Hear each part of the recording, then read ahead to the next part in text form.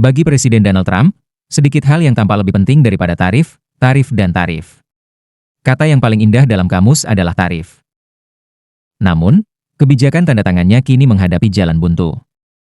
Kekalahan hukum terbesar Trump sejak kembali ke Gedung Putih. Mahkamah Agung membatalkan tarif Presiden Trump. Pukulan besar bagi agenda ekonomi Presiden Trump. 2/3 dari tarif yang diterapkan Trump pada tahun 2025 pada dasarnya telah dinyatakan ilegal. Itu benar-benar telah menghilangkan salah satu cara utama Presiden Trump dalam mengganggu ekonomi global. Namun, Trump mengatakan dia tidak akan mundur. Hari ini, saya akan menandatangani perintah untuk memberlakukan tarif global 10% berdasarkan pasal 122. Sehari kemudian, dia menaikkan taruhan, mengatakan dia akan menaikkan tarif tersebut menjadi 15%. Namun, ini hanya bisa berlaku maksimal selama 150 hari. Yang harus dia lakukan sekarang adalah menggunakan wewenang tarif yang jauh lebih sempit, di mana dia benar-benar harus membuktikan kasus ekonomi atas kebutuhan tarif tersebut. Bagi mitra dagang AS di seluruh dunia, hal ini menyebabkan gejolak tarif lagi. Uni Eropa adalah yang paling cepat bereaksi sejauh ini. Mereka telah bergerak untuk membekukan implementasi sisi mereka dari kesepakatan perdagangan yang ditandatangani dengan AS. Ada beberapa negara yang sebenarnya akan rugi meskipun menghadapi tarif yang lebih rendah sekarang dibandingkan sebelum putusan pengadilan. Jadi negara seperti Vietnam, apa yang mereka hilangkan adalah keunggulan komparatif yang mereka miliki relatif terhadap Cina. Cina mungkin adalah pemenang terbesar dari putusan ini. Hampir semua negara dan perusahaan ingin mempertahankan kesepakatan yang sudah mereka buat. Jadi, bagaimana ini akan mempengaruhi bisnis dan konsumen, atau arah kebijakan Trump selama 3 tahun sisanya? Dan apa yang terjadi setelah 150 hari berlalu? Kita memiliki ketidakpastian maksimum mengenai kemana arah kebijakan perdagangan dari sini. Ini bukan pertempuran di Mahkamah Agung antara Presiden Trump dan Cina atau korporasi tanpa wajah. Para penggugat utama yang menantang tarif ini adalah sebuah perusahaan mainan, Learning Resources, dan seluruh koalisi bisnis kecil lainnya yang merasa seperti Presiden Trump dan tarifnya adalah ancaman eksistensial bagi bisnis mereka. Di tengah pertarungan ini ada sebuah undang-undang yang disebut International Emergency Economic Powers Act, IEPA, atau UU Kekuasaan Ekonomi Darurat Internasional. UU ini memungkinkan seorang presiden untuk mengatur beberapa aspek perdagangan setelah menyatakan keadaan darurat nasional. Trump mengklaim bahwa itu memberinya kekuasaan untuk segera mengenakan tarif tingkat berapapun pada barang dari mana saja. Dan Mahkamah Agung memutuskan bahwa itu tidak benar. Apa yang tidak jelas dari pengadilan adalah apa yang terjadi dengan uang yang sudah dikumpulkan. Pada dasarnya, Mahkamah Agung memutuskan bahwa AS telah mengumpulkan 170 miliar dolar dalam tarif secara tidak konstitusional. Trump sendiri telah mengindikasikan bahwa ini akan memakan waktu bertahun-tahun litigasi untuk menghitung dan mendistribusikan pengembalian dana. Ada kemungkinan itu bisa menjadi proses yang sangat bersih. Bea cukai dan perlindungan perbatasan tahu siapa yang membayar tarif dan tahu cara mengembalikannya. Ada episode di mana tarif telah dikembalikan di masa lalu. Itu tidak biasa. Itu tidak terdengar.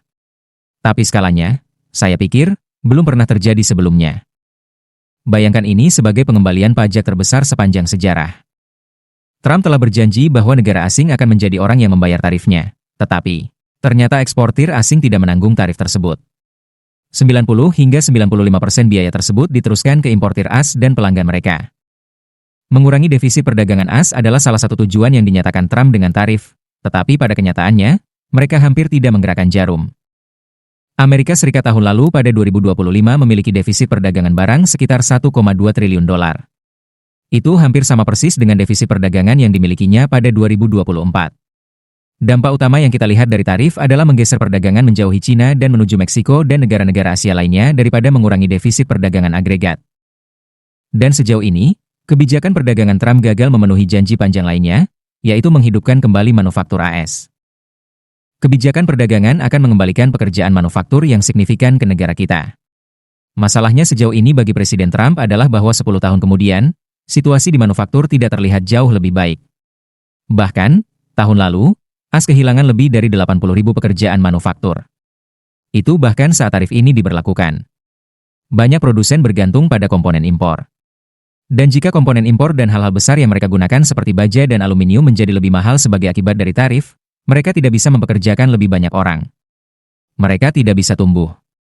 Biayanya hanya lebih tinggi. Lebih penting lagi, jika kita memisahkan produksi industri menjadi industri yang menghadapi tarif di atas rata-rata dan di bawah rata-rata, kita melihat bahwa pertumbuhan apapun yang ada benar-benar didorong oleh industri tarif rendah, seperti farmasi dan elektronik. Sedangkan industri tarif tinggi, seperti otomotif dan sektor logam, menghadapi pertumbuhan produksi yang jauh lebih lambat. Manufaktur tidak akan lagi menjadi sumber pekerjaan besar. Pekerjaan yang hilang, sebagian besar tidak akan kembali. Pendorong utama tren itu bukan perdagangan, melainkan teknologi. Namun, kebijakan luar negeri Trump, bukan domestik, yang mungkin perlu berubah paling banyak. Pukulan terbesar bagi Trump dari keputusan Mahkamah Agung ini benar-benar mengenai bagaimana hal itu mengenai kemampuan dia untuk membentuk geopolitik di dunia. Dia telah menggunakan tarif untuk mengancam India dan pembelian minyak Rusia mereka. Mereka tidak akan membeli minyak dari Rusia. Dia telah menggunakan ancaman tarif juga untuk mengganggu politik domestik seperti di Brasil.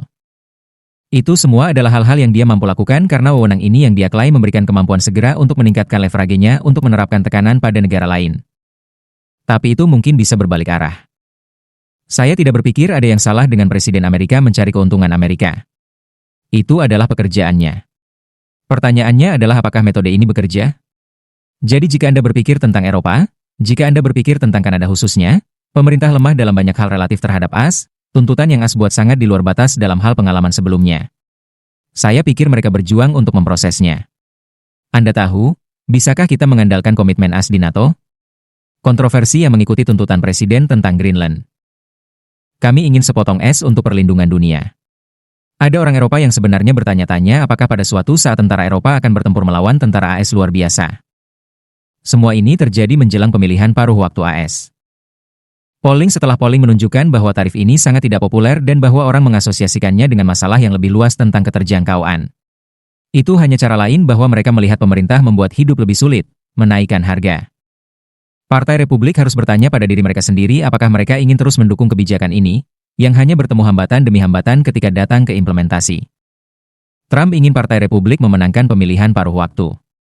Akan lebih sulit bagi mereka untuk melakukannya jika banyak pemilih tidak menyukai kebijakan ekonomi tanda tangannya. Dan itu adalah sesuatu yang tidak bisa diabaikan oleh Partai Republik karena Kongres harus menyetujui perpanjangan tarif setelah 150 hari pertama berlalu. Perhitungan anggaran sedang mengintai, diperburuk oleh kemungkinan pemerintah mengeluarkan pengembalian dana tarif. Salah satu masalah besar ke depan adalah implikasi fiskal. Jumlah uang yang besar terlibat dan jika itu hilang karena pengembalian dana maka itu adalah lubang baru dalam prospek defisit anggaran. Salah satu kebijakan utama yang diterapkan tahun lalu adalah kelanjutan pemotongan pajak dan kebijakan fiskal ekspansif lainnya yang akan meningkatkan defisit fiskal dan administrasi sangat mengandalkan pendapatan dari tarif untuk menutup lubang fiskal itu dan membiayai defisit fiskal. Tapi bahkan dengan tarif, angkanya tidak masuk akal. Kecuali era Clinton, AS telah menjalankan defisit secara stabil. Pandemi membutuhkan pengeluaran pemerintah yang besar, dan tarif yang diperkenalkan sejak masa jabatan pertama Trump telah membuat dent, tapi trennya sama dengan defisit tahunan masih melayang di dekat $2 triliun. Utang publik sedang dalam jalur untuk terus meningkat relatif terhadap ukuran ekonomi. Jika Anda mengambil tarifnya, lubang fiskal itu menjadi jauh lebih besar, jauh lebih besar. Lalu pertanyaannya menjadi, apakah pasar obligasi akan baik-baik saja dengan itu? Kekhawatiran yang lebih besar adalah ini rasa tidak nyaman yang tumbuh tentang Amerika Serikat dan bahwa itu mengikis seiring waktu kekuatan dolar sebagai mata uang cadangan dunia yang hebat. Dan itu pada dasarnya investor di seluruh dunia perlahan kehilangan kepercayaan pada Amerika Serikat. Kehilangan kepercayaan itu dipicu oleh ketidaksukaan Trump terhadap beberapa institusi di balik kekuatan yang dirasakan Amerika, seperti Federal Reserve dan sekarang Mahkamah Agung. Ini bukan terakhir kalinya Mahkamah Agung akan menimbang penggunaan kekuasaan kepresidenan Presiden Trump atau pemanggilan kekuasaannya atas keadaan darurat. Ini adalah awal dari potensi konflik yang lebih luas yang memiliki konsekuensi besar bagi Amerika Serikat, tata kelolanya, keadaan demokrasi, dan konstitusi.